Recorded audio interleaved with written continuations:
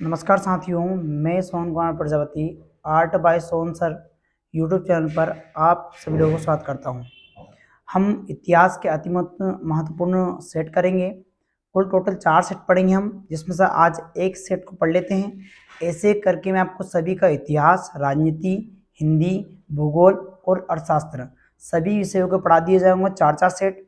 ठीक है, इसके बाद में हम इन सभी के टोटल इतिहास के सही विकल्प, एक वाक्य में उत्तर, सही जोड़ी, रिक्त स्थान और सत्य और असत्य, ये सभी पढ़ेंगे इनके टोटल सब्जेक्ट के अनुसार। चलिए स्टार्ट करते हैं। सबसे पहले अपन टोटल जो पूर्णांक है कितने 80 नंबर का है, और जिसमें से 32 नंबर के ऑब्जेक्ट आते हैं एग्जाम में। कितने नंबर के? 32 नंबर के। स्टार्ट करते हैं। सबसे पहले प्रश्न यहाँ पर पहला प्रश्न स्टार्ट करते हैं। यहाँ से मार्क कर लेते हैं अपन बड़े तरीके से, फिर करते हैं प्रारंभ। चलिए यहाँ से देख रहे हैं आपको, यहाँ पर यहाँ से हड़प्पाई मोहरे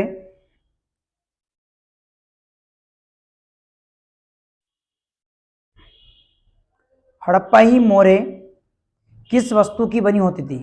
हड़प्पाई मोहरे किस वस्तु की बनी होती थी? ठीक है, तो हड़प्पाई जो मोहरे होती थी किसकी बनी थी? सेलखड़ी के पत्थर की बनी होती थी। तो आंसर क्या जाएगा आपका? ये हो जाएगा आपका सेलखड़ी का पत्थर की होती थी। ठीक हो जाएगा क्लियर क्या? तो मार्कर में समस्या आ रही है, रुकना एक मिनट है ना बेटा, इधर ले जाने इसको, इधर रुकना एक मिनट है ना, एक मिनट रुक जाते हैं, थोड़ा सा पेट को घुमा लेते हैं। चलिए अब नहीं आएगी समस्या आपको बिल्कुल भी। देखिए ये पहला हो जाएगा आपका, इसका आंसर आएगा आपका फर्स्ट आंसर। ठीक है, आगे बढ़ते हैं। पुरुष सूक्त के अनुसार ब्रह्मा जी के मुख से किस वर्ण की उत्पत्ति है? तो क्या बोला उसने? पुरुष सूक्त के अनुसार ब्रह्मा जी के मुख से किसकी उत्पत्ति हुई, किस वर्ण की? तो हो जाएगा क्या जाएगा आपका? क्षत्रिय। जो क्षत्रिय होते हैं इनकी क्या हुई है? उत्पत्ति हुई है। आगे बढ़ते हैं। किस शासक ने इब्न बतूता को दिल्ली का क्या कहता? दिल्ली का काजी नियुक्त किया था। क्या कहता? दिल्ली का काजी नियुक्त किसने किया था? तो हो जाएगा मोहम्मद बिन तुगलक। महमूद बिन तुगलक या मोहम्मद बिन तुगलक ने इब्न बतूता को काजी का दिल्ली का काजी नियुक्त किया था। आगे बढ़ते हैं। यहाँ पर प्रश्न देखा रखा है आगे, नैनार संत कौन सा जाएगा? नैनार संत जो होते हैं, थोड़ा सा मार्क हटाना पड़ेगा यहाँ से ना,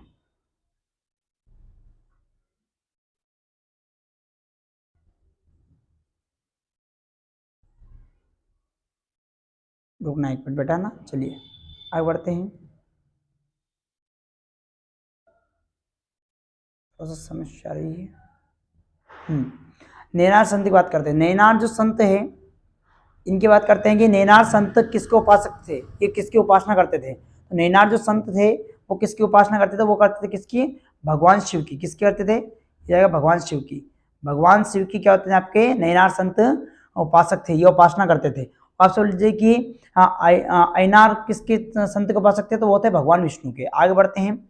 मंगल पांडे की जो घटना, मंगल पांडे से संबंधित जो घटना घटी थी वो कब घटी थी और कहाँ घटी थी? जाएगा आपका मार्च 1857 में। कहाँ पर घटी थी? बैरकपुर में। कहाँ पर? बैरकपुर में। तो 1857 में क्या होती? मार्च 1857 में बैरकपुर में मंगल पांडे संबंध क्या घटना घटी थी। आगे बात करते हैं यहाँ से, और विकल्प देखते हैं।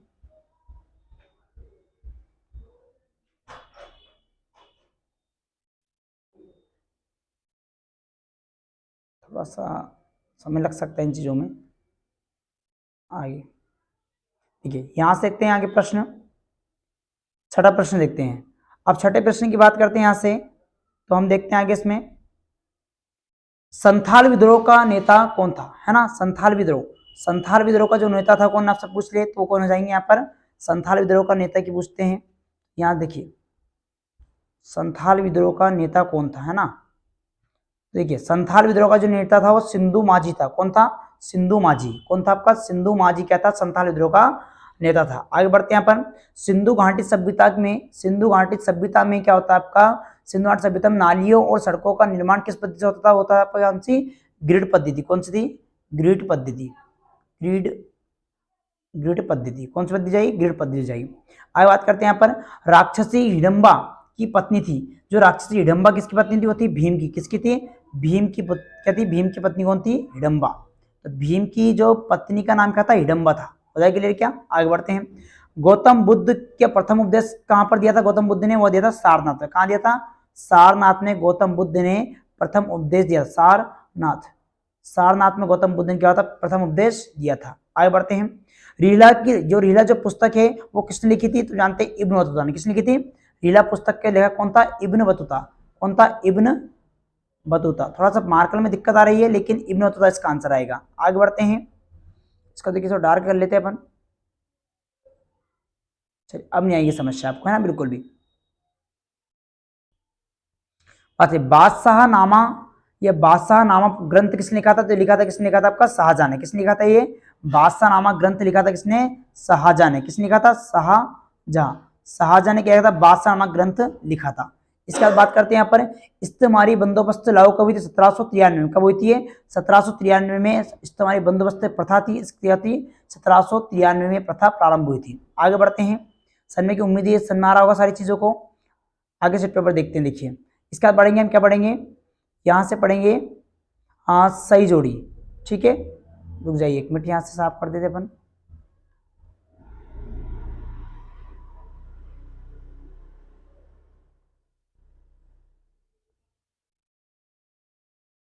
यहाँ थोड़ा समय लगता है इन चीजों में। अब पढ़ेंगे सत्यासत्यपन। ठीक है, सत्यासत्य पढ़ते हैं। इसमें पहला प्रश्न आपसे पूछा गया है, सिंधु घाटी सभ्यता एक नगरीय सभ्यता थी। कैसी थी? सिंधु घाटी सभ्यता किस सभ्यता थी? एक नगरीय सभ्यता थी। कैसी थी? नगरीय सभ्यता। तो सिंधु घाटी सभ्यता कैसी सभ्यता थी? नगरीय सभ्यता। सत्य, बिल्कुल। प्रयाग प्रशस्ति की रचना किसने की? हरिश्चंद्र ने की थी। ये भी बिल्कुल सत्य है। प्रयाग प्रशस्ति की रचना किसने? हरिश्चंद्र ने की थी। वीर शैव जो वीर शैव आंदोलन के जनक बासवन्ना को माना जाता है। ये भी सत्य है कि बासवन्ना को ही क्या बोलते हैं? वीर शैव संप्रदाय के क्या माने जाते हैं? जनक माने जाते हैं। आगे महानोबी टिब्बा एक विशाल मंच था जो कि विस्तृत अनुसंधान केंद्र था। बिल्कुल, तो ये क्या था? जो महानोबी टिब्बा जो था ना भैया, विजयनगर साम्राज्य से संबंध रखता था, और ये क्या था भैया? किया कि ये एक अनुसंधान केंद्र था। बिल्कुल सत्य बात है ये। आगे बढ़ते हैं। जमीन की मुख्य 2 किस्म होती नहीं, एक किस्म इसकी एक ही होती है। देखिए ये हो जाता है। आगे बढ़ते हैं, यह असत्य रहेगा। इसका दांडी मार्च 1930 में सुभाष चंद्र बोस ने प्रारंभ नहीं, सुभाष चंद्र बोस ने भाई किसी प्रकार दांडी मार्च संबंध में कोई योगदान नहीं दिया है। किसी ने? महात्मा ने। तो ये भी आ सकते हैं। क्लियर जाएगा क्या? आगे बढ़ते हैं। अब सही जोड़ी पढ़ते हैं।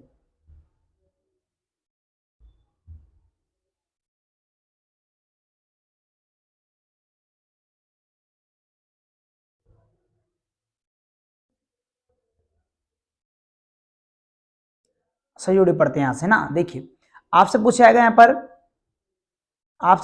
पर, सही जोड़ी में कौटिल्य का संबंध किससे? तो कौटिल्य का संबंध किससे? अर्थशास्त्र नामक पुस्तक से। किससे? अर्थशास्त्र नामक पुस्तक से। सिंह शीर्ष क्या है? तो ये जो होता है सिंह शीर्ष जो होता है, ये सारनाथ स्तंभ बना है। किस पे बना है? सारनाथ स्तंभ बना हुआ है। आगे बात करते हैं। बरबोसा या बारबोसा कौन था? तो ये कौन था? आपको क्या हो जाएगा? ये जो था क्या था? पुर्तगाली। कौन था? ये पुर्तगाली था। कौन था ये?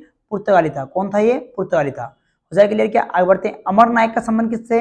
तो अमर नायक का संबंध जो होता है आपको किससे? विजयनगर साम्राज्य। किससे? विजयनगर संबंध सकता है अमर नायक। इसके बाद करते हैं जो रहेगा फ्रांसिस बुकानन। कौन था ये? तो ये जो फ्रांसिस बुकानन जो था, ये चिकित्सक था। कौन था ये? चिकित्सक। कौन था ये? चिकित्सक था। आगे बात करते हैं सरदार वल्लभ भाई पटेल का संबंध किससे है? तो ये प्रांतीय समिति की क्या थी? प्रांतीय संविधान समिति की क्या? अध्यक्ष थे ये। तो जाएगा कितना आएगा आपका? ये 5। देखो ये हो जाएगा आपका 1 2 3, ये 4, और ये जाएगा आपका ये 5 है, ये 5, और ये जाएगा जो अपन लिखा ऊपर ये 6 हो जाएगा। ये हो जाएगा 6। बात करते हैं। इसके बाद में क्या आएगा आपका? दूसरा गोलमेज सम्मेलन कहाँ हुआ था? तो ये क्या हो जाएगा आपका? इसका संबंध कौन? इसके 2-3 गोलमेज संबंध कौन रखते हैं? तो गांधी जी जाएंगे 7 नंबर। ये टोटल सही जुड़ेगी आपके। ठीक है, इसके बाद में क्या आएगा? 7 नंबर। तो पहला कौटिल्य का संबंध किससे है? अर्थशास्त्र से। सिंह है, सिंह शीर्ष का संबंध क्या है? सारनाथ सिस्टम से। बारबाबोसा कौन था? तो पुर्तगाली व्यक्ति था।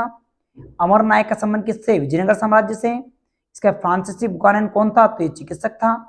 सरदार वल्लभ भाई पटेल का संबंध किससे है? तो ये प्रांतीय संविधान समिति के अध्यक्ष थे। दूसरा गोलमेज सम्मेलन का संबंध किससे है? महात्मा गांधी से। ये आपके होंगे क्या हो जाएंगे? सही जोड़ी। आगे बात करते हैं एक वाक्य वाले प्रश्न। एक वाले प्रश्न देखते हैं। एक वाक्य वाले प्रश्न देखते हैं ना। आप देखिए इसका 2 नंबर कवर करेंगे अच्छे से। एक वाले वाक्य वाले प्रश्न देखते हैं यहाँ पर किस टाइप से होते हैं। ज्यादा निकल गया है थोड़ा सा आगे, ठीक है, ये देखिए, चलिए दिख रहे हैं यहाँ से ना। अब आगे बात करते हैं एक वाक्य के प्रश्न उत्तर। इस एक वाक्य के प्रश्न उत्तर में देखते हैं हम सबसे पहले हड़प्पाई लिपि क्या है। हड़प्पाई लिपि क्या होती है, तो हड़प्पाई लिपि जो वर्णमालिन ना होकर के चित्रात्मक है, मतलब वर्णों का समृद्ध किसमें नहीं है, हड़प्पाई लिपि में वर्णों के बारे में नहीं बताया, किसके वर्णों के बारे में नहीं मिलता, किसके बारे में मिलता है, चित्रात्मक। किसमें होती है, चित्रात्मक होती है। तो हड़प्पा सभ्यता की जो लिपि होती है कैसी होती है, चित्रात्मक लिपि है, जो क्या क्या होती है, दाएं से क्या होता है, दाएं से बाएं की ओर, दाएं से बाएं की ओर लिखाता है। तो बाएं दाएं से बाएं की ओर राइट टू लेफ्ट लिखाता है। और ये किससे है, चित्रात्मक लिपि। कैसी लिपि है, चित्रात्मक लिपि है। कैसी लिपि, चित्रात्मक लिपि। कौन सी है, हड़प्पा सभ्यता की लिपि पूछे किसी, चित्रात्मक लिपि है। तो दाएं से बाएं को लिखते हैं, वर्ण लिपि नहीं है बिल्कुल भी, ठीक है। सुदर्शन झील की मरम्मत, सुदर्शन झील है जो, इसकी मरम्मत किसने करी थी, इसको डबल से मरम्मत करा रुद्रदामन ने। किसने की थी, रुद्रदामन ने। सुदर्शन झील की जो मरम्मत किसने, रुद्रदामन ने करवाई थी। सांची स्तूप कहाँ पे स्थित है, तो भोपाल के पास में कहाँ, सांची नामक स्थान पर स्थित है। कहाँ पर, सांची नामक स्थान पर स्थित है। गुरु नानक ने किस धर्म की स्थापना की थी, जानते हैं आप कौन से, सिख धर्म। कौन से, सिख धर्म की स्थापना गुरु नानक देव ने की थी। आगे बढ़ते हैं, संथाल विद्रोह कब और कहां हुआ था, ये कहां प्रारंभ हुआ था, आप सब बोले तो 30 जून 1855 को, 30 जून 1855 को कहां पर, बंगाल के मुर्शिदाबाद में और बिहार के भागलपुर में। तो पश्चिम बंगाल के क्या जाएंगे आपके, बंगाल ये पश्चिम बंगाल के मुर्शिदाबाद में, और बिहार क्या जाएगा, भागलपुर में। ये क्या, संथाल विद्रोह प्रारंभ हुआ था। आप सुन लें कि सहायक संधि, कौन सी, सहायक संधि में प्रचलन किस अंग्रेज गवर्नर ने किया था, तो वो जानते हैं लॉर्ड वेलेजली। कौन आएगा, लॉर्ड वेलेजली ने क्या जाएगा, सहायक संधि का प्रचलन किया था, हो जाएगा क्या नाम है, लॉर्ड वेलेजली। आज बात करते हैं यहाँ से, ये हो जाएंगे आपके एक वाक्य वाले प्रश्न। इसके बाद करेंगे हम यहाँ पर, इसके बाद देखते हैं ना आगे प्रश्न और भी हैं। देखिए आगे प्रश्न देखते हैं हम और भी। एक प्रश्न देकर रखा है आपको कि भारतीय मूल संविधान में, भारतीय जो मूल संविधान जो है, इसमें कितने अनुच्छेद और कितनी अनुसूची है, तो आपसे पूछ सकते हैं वो, तो कितनी आएंगी, 395 अनुच्छेद है और 8 अनुसूची है। क्लियर क्या। अब हम पढ़ेंगे 2-2 नंबर के प्रश्न। कितने नंबर के, 2-2 नंबर के। अब 2 नंबर के एक एक करके प्रश्न पढ़ते हैं हम सारे। चलिए सबसे पहले प्रश्न की बात करते हैं यहाँ पर। देखिए सबसे पहले प्रश्न बात करें, सिंधु घाटी सभ्यता की कोई 2 विशेषता बताइए। अब देखिए सबसे पहली विशेषता तो अपने बिहारी पढ़ा है, कौन सा, एक है सिंधु घाटी सभ्यता विकसित क्या था, विकसित नगरीय सभ्यता थी। कौन सभ्यता थी, सिंधु घाटी सभ्यता कौन सभ्यता है, नगरीय सभ्यता है। आपसे पूछ ले कि सिंधु घाटी सभ्यता किस प्रकार की सभ्यता है, नगरीय सभ्यता है। और क्या है, सिंधु घाटी सभ्यता में प्रमुख उससे क्या थे, प्रकृति समझते हैं, मतलब जो प्रकृति की जैसे वनस्पति पेड़ पौधे, ये प्रकृति की, और मातृ देव की और आद्य शिव की, इनकी सबकी पूजा करते हैं। तो ये भी एक विशेषता है किसकी, सिंधु घाटी सभ्यता की। तो प्रकृति की पूजा, मातृ देवी की पूजा और आद्य शिव की पूजा की जाती थी। तो ये भी सिंधु घाटी सभ्यता की एक प्रमुख विशेषता है। जानते हड़प्पा सभ्यता में मनके बनाने के लिए प्रयुक्त पदार्थ की सूची बनाई है। अब देखिए आप जानते हैं मनके का मतलब होता है क्या होता है, आप जानते हैं बर्तन, जो बर्तन हुआ करते हैं उनको कहते हैं मनके। अब देखिए ये किस प्रकार से बनते थे, किससे, तो कुछ देखिए, कुछ तो पत्थर से निर्मित हुआ करते थे। तो किस पत्थर से बनते थे, तो कार्लियन पत्थर, जेस्पर पत्थर, स्फाइटिक पत्थर, क्वार्टर्ज पत्थर और सेलखड़ी पत्थर, इन सभी पत्थरों का प्रयोग मनके बनाने में किया था। और अन्य पत्थर के बाद में कुछ धातु का प्रयोग किया था, तांबा, कांसा, सोने और अन्य धातु का प्रयोग किया था। जो फायंस भी जो होते थे, ये जो घिसी हुई रेत होती थी उसका प्रयोग किया था फायंस में, जो पक्की मिट्टी के होते थे। इसलिए क्या, तो सारे हो जाएंगे, क्या जाएंगे, ये 2 नंबर के। आगे बढ़ते हैं, आपसे पूछ लिया हड़प्पा सभ्यता के बारे में और भी कुछ प्रश्न यहाँ पर। देखिए यहां से पूछ लेते हैं आपसे, यहाँ देखिए ये आपसे पूछ ले प्रश्न कि हड़प्पा सभ्यता में शहरों को हड़प्पा सभ्यता के शहरों में लोगों को उपलब्ध भोजन सामग्री कौन कौन सी, ये लिख सकते हैं आराम से मन से, क्वेश्चन इतना टफ प्रश्न नहीं है। एक और प्रश्न देकर रखा है यहाँ पर आगे देखते हैं, रुकिए। एक और प्रश्न देकर रखा है यहाँ से कि हड़प्पा सभ्यता जो होती है इनकी लिपियों के बारे में लिखना। किसके बारे में, लिपियों के बारे में। तो लिपि के बारे में आराम से लिख सकते हैं, कैसी क्या लिपि, दाएं से बाएं लिखते थे, जानते ही भी हाल बताया था आपको मैंने, ठीक है। और ये जो लिपि होती है इनको पढ़े नहीं जा सकी, बिल्कुल ये पढ़ नहीं सकते थे इनको, निश्चित ही वर्णमालित नहीं होती, वर्णमालित भी नहीं थी और ना ही इनको पढ़ा जा सका। आगे बात करते हैं, ऐसे एक एक करके प्रश्न में सभी तो नहीं पढ़ा सकता, लेकिन क्या इतना समय बिल्कुल नहीं है। देखिए आपको इंपॉर्टेंट प्रश्न बता सकता हूँ, किन लोगों ने उद्देश्य से यात्रा अर्थ करते थे। लोग किन उद्देश्य से यात्रा करते थे जानते हैं, तो कुछ नहीं सर, लोग व्यापार के लिए करते थे, और क्या प्राकृतिक आपदाओं से बचनाव के लिए, तीर्थ यात्रा करते थे, साहस की भावना को प्रतीक करना, ये सारी जो यात्राएं लोग करते थे। आगे रेहला पुस्तक के बारे में पूछा है तो ये भी पढ़ा दिया आपको मैंने अच्छे से। महान और लघु में क्या अंतर है, तो महान परंपराएं और लघु परंपराएं दोनों अच्छे से पढ़ लेना। तो देखिए प्रथम श्रेणी में जो कर्मकांडों को जो प्रथम श्रेणी में जो कर्मकांड होते थे उनको बोलते हैं महान परंपराएं, और जो आपसे बोले तीसरी श्रेणी में कर्मकांडों में जो लघु परंपरा होती है तीसरी श्रेणी में होता था उससे बोलते थे, क्या बोलते थे अपन, लघु परंपराएं। अब आगे आपसे क्वेश्चन पूछ सकते हैं, गुरु बानी कौन थे, ये इंपॉर्टेंट प्रश्न भैया, देखिए गड़बड़ नहीं करना है। गुरु बानी की बात करें, सीखोगे पांचवें गुरु, सीखोगे कौन से गुरु, पांचवें नंबर के गुरु, कौन से नंबर के, पांचवें नंबर के जो गुरु है कौन थे, गुरु अर्जुन देव।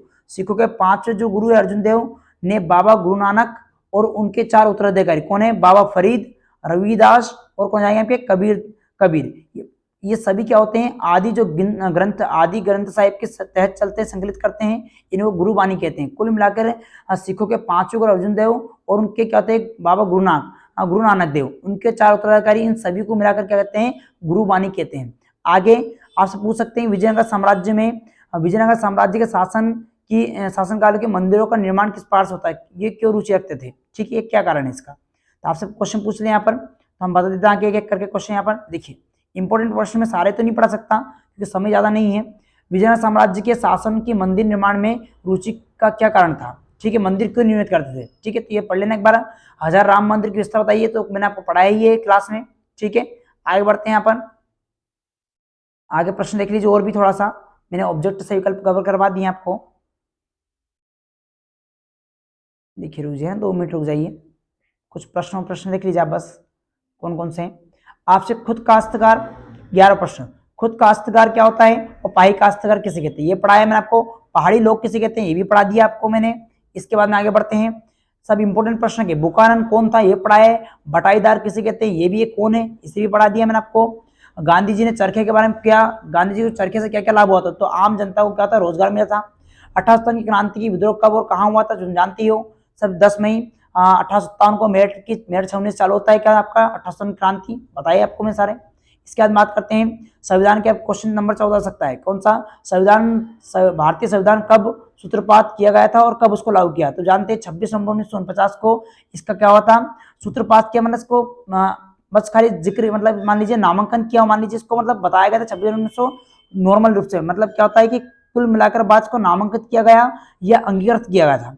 तो अंगीकृत 26 जनवरी 1949 किया और लागू कब किया, 26 जनवरी 1950 को। तो एग्जाम में क्वेश्चन है तो बनाना भैया ना, गड़बड़ नहीं करना है।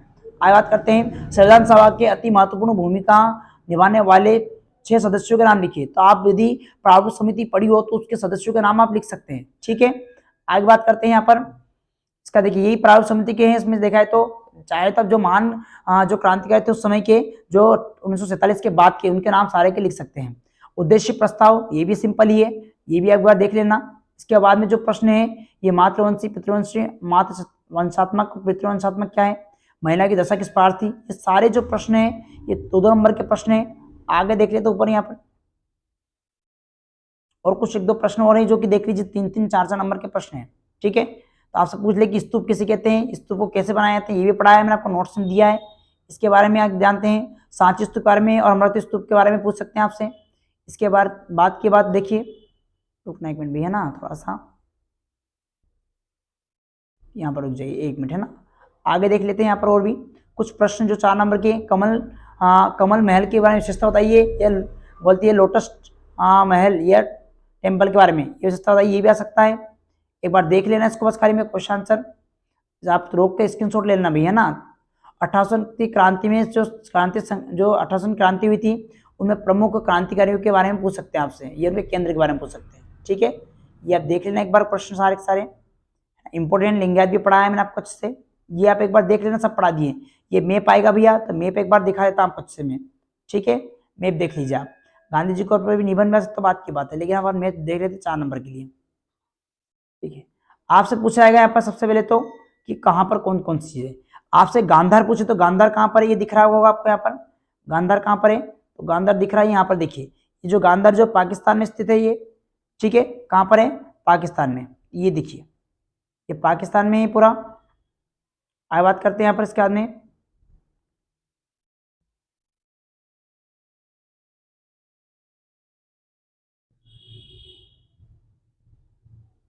अरे यार थोड़ा समस्या आ रही है ना, इसके बाद में जानते हैं अवंती, अब से पूछ ले कहाँ पर है, तो अवंती देखिए मध्य प्रदेश में स्थित है। कहाँ पर स्थित है? मध्य प्रदेश में अवंती यहाँ पर स्थित है। ये देखिए मध्य प्रदेश में जो होता है आपके यहाँ पर क्या अवंती स्थित है। आपसे यदि पूछ ले यहाँ पर कि मगध कहाँ पर है, देखिए तो मगध जो देखते हैं, देखिए ये मगध है, यहाँ पर ये मगध है आपका, यहाँ पर पूछ ले आपसे, ये मगध आ जाएगा बिहार में। इसके बाद में आएगा वज्जी, ये वज्जी यहाँ पर बनाना आपको स्पान में। इसके बाद देखिए यहाँ देखा जाता है तो और क्या है, ये बंगाल की खाड़ी दिख रही है आपको, यहाँ पर इस साइड जाते हैं अपन, इस साइड क्या दिख रहा है आपको, अरब सागर क्या दिख रहा है, अरब सागर दिख रहा है। ये यदि मैप में जाए बनाने के लिए, ये आपका 4 प्रश्न हो गए। एक तो गांधार यहाँ पर स्थित है ये, ठीक है, ये गांधार, और यहाँ पर जाएगा आपका अवंती, यहाँ पर वज्जी, और यहाँ पर आपका मगध। ये 4 नंबर का कवर हो जाता है मैप पूरा। उम्मीद है कि थोड़ा समझ में आया होगा चीज़ों को। आगे थोड़ा सा समस्या जो थी इसको अपन आगे थोड़ा सा सॉल्यूशन करेंगे, और जो लिखने का तरीका प्रोसेस इसको थोड़ा सुधारेंगे, ठीक है। आगे बात करते हैं यहाँ से, ये पूरा सेट कवर हो गया, एक बार देख लीजिए इसको, एक बार मैं स्टार्टिंग से आपको दिखा देता हूँ पूरा, ठीक है, तो दिक्कत बिल्कुल नहीं आए। अब स्किप कर भैया, देखिए इसको कहते हैं रोक कर स्क्रीनशॉट लेना। आपको ऐसा लग रहा है कि हमें स्क्रीनशॉट लेना चाहिए, तो लोग इसको रोक कर आप क्या करेंगे, स्क्रीनशॉट ले लेना आप, जो भी प्रश्न आपको दिखता है। ज़्यादा समस्या हो गया ये सारे प्रश्न, तो मैंने ऑब्जेक्ट सब करवा दिया आपको, बिल्कुल गड़बड़ बिल्कुल नहीं करना आपको, ठीक है। चलिए ये कवर हो गया पूरा आपका, इसमें पूरा पढ़ा दिया मैंने आपको, ठीक है। ये सारा सेट कवर करवा दिए हैं। अभी आपको एक और मैप एग्जाम आ जाता है, ये एक और अथवा में भी मैप आता है, थोड़ा सा ये भी समझ लीजिए। दोनों मैप देख रखे हैं यहाँ पर, देखिए दोनों मैप देख लीजिए एक बार और, क्योंकि अथवा में भी एक मैप और आ जाता है, इसको भी देख लीजिए आप, ठीक है। देखिए यहाँ पर जानते हैं गिरनार, मैंने बताया आपको ये गिरनार है, ये ठीक है, ये गिरनार क्षेत्र गुजरात में आता है। तो यहाँ दिख रहा है आपको ये क्या है, सांची, क्या ये सांची है। और उसके बाद में देखिए यहाँ देखिए ये सारनाथ स्तंभ है, यहाँ बनाना आपको सारनाथ स्तंभ। और ये कलिंग आपको मैंने उड़ीसा में बताया था, ये उड़ीसा में कलिंग युद्ध के बारे में बताया होगा आपको मैंने, ठीक है। ये इतना आपका मैप कवर हो गया, 4 दिन 8 नंबर का पूरा हो जाएगा कि 4 मतलब 4 करने रहते हैं इसमें से आपको अथवा में भी, ठीक है। उम्मीद है कि समझ में आया होगा सारी चीज़ों को, एक बार देख जरूर लेना भैया, इंपॉर्टेंट चीज़ है ना, ये सब बताएगा अच्छे से आप एक बार, ठीक है। उम्मीद है कि समझ में आया होगा, और एक बार यदि आपको लगता है तो एक बार रिपीट करके देख लेना, चीज़ों को समझ लेना धीरे धीरे, है ना, स्पीड थोड़ी तेज हो बाई चांस। चलिए उम्मीद इसके बाद में देखिए आगे सेट पेपर में एक एक करके सबके बनाऊंगा धीरे धीरे। ये थोड़ा सा समस्या आ रही थी बनाने में, ठीक है, तो आगे मैं PDF के माध्यम से पूरा कवर करवा दूंगा आपको। चलिए बहुत बहुत धन्यवाद वीडियो देखने के लिए।